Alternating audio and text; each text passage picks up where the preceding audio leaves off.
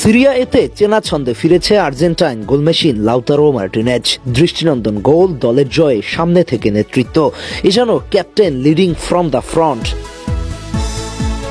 Inter মিলানের ভরসার নাম একজনই, তিনি আর কেউ নন, লাউতারো মার্টিনেজ। চলুন তাহলে কথা না বাড়িয়ে দেখে আসি পাওয়ারফুল স্ট্রাইকার লাউতারো মার্টিনেজের সেই দৃষ্টিনন্দন গোলটি।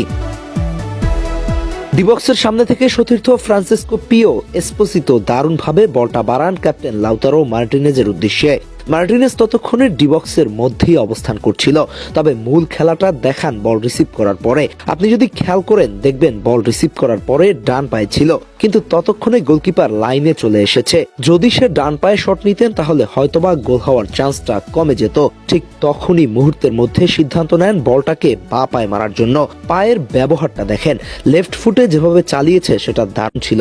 এরপর ক্লিনিক্যাল ফিনিশিং। পুরো ম্যাচ জুড়ে 1 গোল 4টা শট, যেখানে 2টা ওয়ান টার্গেট, 2টা সফল ড্রিবল, 5টা গ্রাউন্ড ডুয়েলস উইন, 1টা এরিয়াল ডুয়েলস উইন। ম্যাচ শেষে তার রেটিং ছিল 7.5, হয়েছেন ম্যান অফ দ্য ম্যাচ।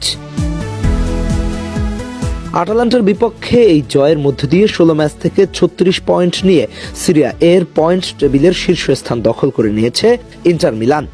মিলানকে যেন একাই কাঁধে করে টেনে নিয়ে যাচ্ছেন দলটির ক্যাপ্টেন লাউতারো মার্টিনেজ।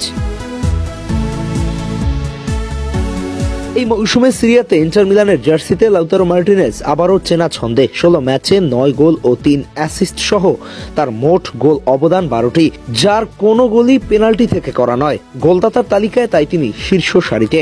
পাশাপাশি চ্যাম্পিয়ন্স লিগে 5 ম্যাচে 4 গোল করে ছন্দ ধরে রেখেছেন এই আর্জেন্টাইন। চলতি মৌসুমেই ইন্টার মিলানের হয়ে নিজের 100